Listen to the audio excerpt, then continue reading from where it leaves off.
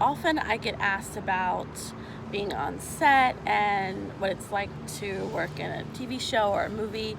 So I thought that Erica and I could give you a little insider information, what it's really like working in Hollywood. Hi, I'm Beka, Ricci, and welcome to I Won't Sing You Lullabies, where everything is real, raw, and random. So I definitely had a lot of amazing opportunities, which I'm absolutely grateful for, working on different projects. But there is definitely a lot that goes on behind the scenes that you as the viewer may not be aware about. First of all, casting. Oh, hell yes, casting. There are some people that seem to not be aware of the fact that you don't just walk onto a set and say, hey, I want to be in the show. You actually need to be casted, even as background. Submit or be submitted by a background casting company.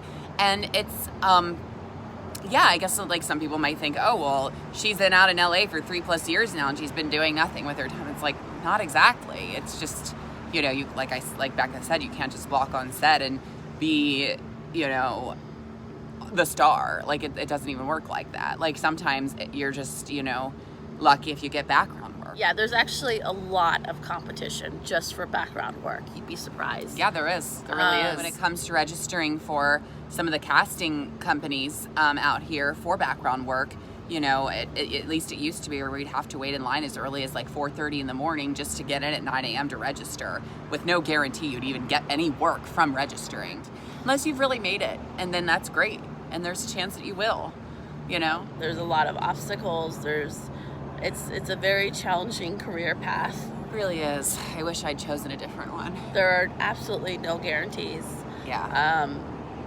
You don't always know who you can trust. Oh yeah, well, like my first agent wasn't really submitting me for much, so I then went with another agent, and that agent ended up stealing from me when I booked a gig by not paying me, along with many of his other clients, so he's, reputably gone from the industry. But anyway, I went back with the original agent, and it's just trying to get him to answer simple questions or look at little clips of mine is really difficult. I've had long set nights where I've worked for 14, 15 hours. Same 16. here.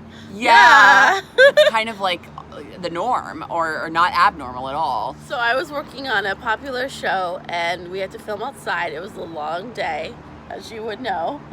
It was probably a 14-hour day. It was 90 degrees outside. We had no shade. And literally the set crew had to call 911 quite a couple times because people were becoming dehydrated. And even early in the morning, one of the background talent had to be taken away by ambulance. So I think I drank around 20 cups of water that day, maybe more, just to stay hydrated, and even the heat was affecting me greatly. So I forgot to mention that wardrobe had me wearing a sweater. So even one of the leads of the show came up to me and said he felt sorry for me because I was wearing a sweater in that heat. Quite an experience you had. I mean, I've been on set and not been paid, or paid really little. Yeah, I've been paid $50 working on a show or a thing for almost a day. It was $50, and it's that's not even minimum wage. So recently, Eric and I kind of had a crazy experience on set together. So we had to be on set in the heart of Hollywood. So not only did we have crazy traffic already, so many streets were blocked off of all the policemen running, and then you have the police cars going, there's police helicopters overhead. So I didn't even know if I had literally just walked into an active shooter situation. It wasn't until I rounded around the corner that I was like, oh. And there was protesting, and there were police all across the street. I got lost.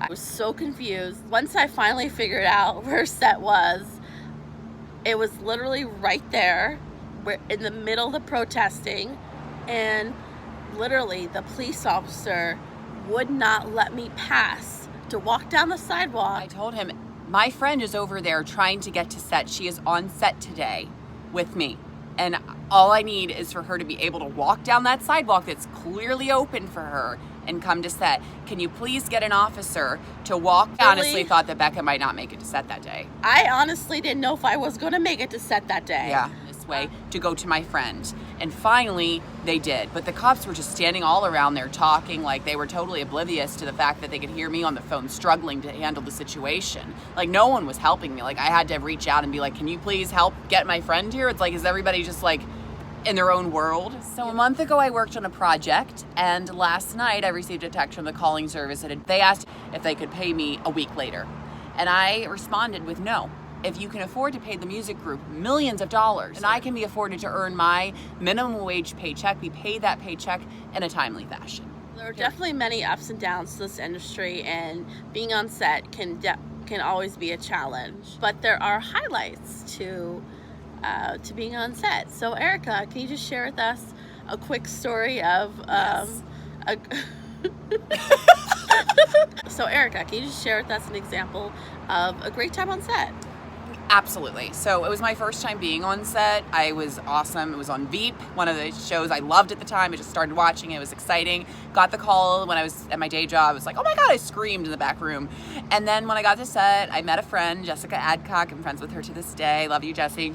And while I was on set, yeah, I was like, to walk across the bar. I'm like, oh my God, yeah. And when I had lunch after we filmed, I happened to sit at the table that Anna Klumsky was sitting at. And I was like, what are the odds of all the places to sit? I just happened to sit where she's right across from me.